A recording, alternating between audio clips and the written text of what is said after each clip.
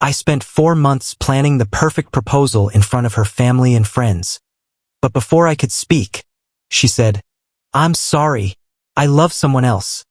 So I raised my glass, smiled, and ended everything. 2 months later, she was begging for another chance. "My name is Jake. I'm 26. I thought I knew what love was. I thought I had found the one. Maya was my girlfriend for 4 years. We met in college when we were both lost and searching for something real.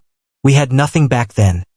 No money, no future planned, just each other. She was my rock, my best friend, the person who made me believe that everything would be okay.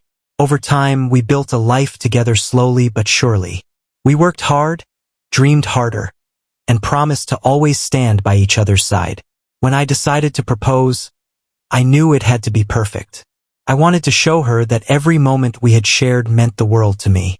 So I spent 4 months planning every detail.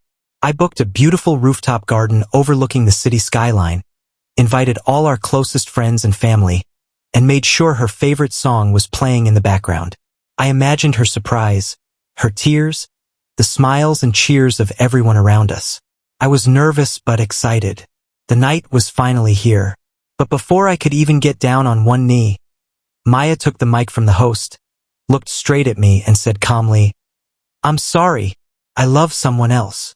The room fell silent. My heart shattered into 1,000 pieces right there in front of everyone. It felt like the ground had opened beneath my feet. Instead of breaking down, I took a deep breath, picked up my glass, and raised it high. I smiled through the pain and said, "Here's to the truth, no matter how hard it is to hear." Then I left the rooftop knowing that everything was over. For 2 months, I tried to heal. I focused on work, spent time with friends, and tried to forget the pain. But Maya came back. She called, texted, showed up at my door, begging for another chance. She said she made a mistake. She said she realized she still loved me. She wanted to fix everything.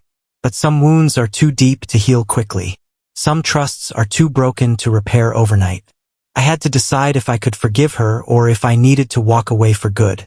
Those 2 months after that night felt like a slow, crushing storm that would never end.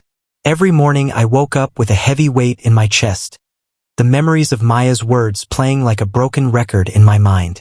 I remember the moment she said it, the calmness in her voice as she told me she loved someone else, right in front of everyone I cared about. It was like the whole world stopped, and I was left alone, trapped inside a nightmare I couldn't wake up from. I tried to tell myself that maybe it was just a moment of confusion for her, that maybe she didn't really mean it, but the truth was clear. Our story was changing forever. I spent days wondering what I could have done differently. Had I missed the signs?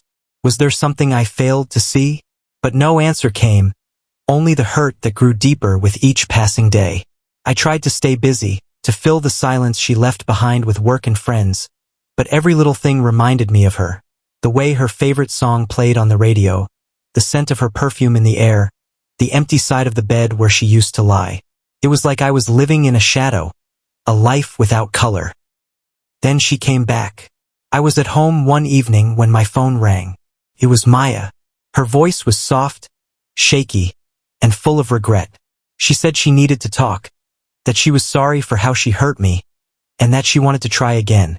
For a moment, my heart wanted to forgive her, to forget the pain, and to hold on to the love we once shared. But the hurt was still fresh, and I knew that trust was not something you could fix with just words. When she showed up at my door that night, tears streaming down her face, I felt torn between love and pain. She begged me to give her another chance, promising that she had made a mistake and that her heart was still mine. I looked into her eyes and saw the sincerity, but I also saw the broken promises, the fear of losing me, and the weight of what had happened.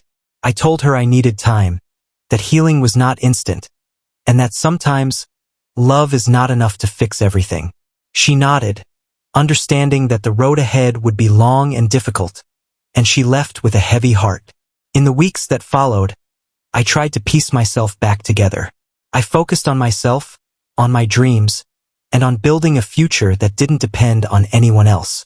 I spent time with friends who reminded me of my worth, took long walks to clear my mind, and slowly began to find peace in the silence. It was not easy. Some days were filled with hope, and others were dark and lonely. But with every step, I felt stronger, more certain that I deserved someone who would love me fully and honestly. 2 months after that devastating night, Maya reached out again. This time she was different, less desperate, more reflective. She apologized deeply for the pain she caused, for the public humiliation, and for the broken trust. She said she had realized what she lost and that she wanted to make things right. Not just with me, but with herself. She asked if we could meet, talk, and maybe find a way to heal together. I looked back at everything we had been through, the good and the bad, and thought about what I wanted for my life. Could I forgive her? Could I trust her again? Or was it time to let go and move on? In the end, I realized that loving someone is not always enough to keep them in your life. Sometimes, love means knowing when to walk away, when to protect your heart, and when to choose yourself. I told Maya that I appreciated her apology and that I wished her well, but that I needed to keep moving forward alone. It was the hardest decision I ever made, but also the most important one for my own happiness. That night, as I sat alone looking at the stars, I felt a strange sense of peace. The pain was still there, but so was the hope for a new beginning. One where I could love myself first and build a life worth living. And even though Maya was begging for another chance, I knew that this time, I would say no. Because sometimes the greatest love story is the one you have with yourself. Thank you for reading. If you like this story, please like and subscribe for more true stories like this.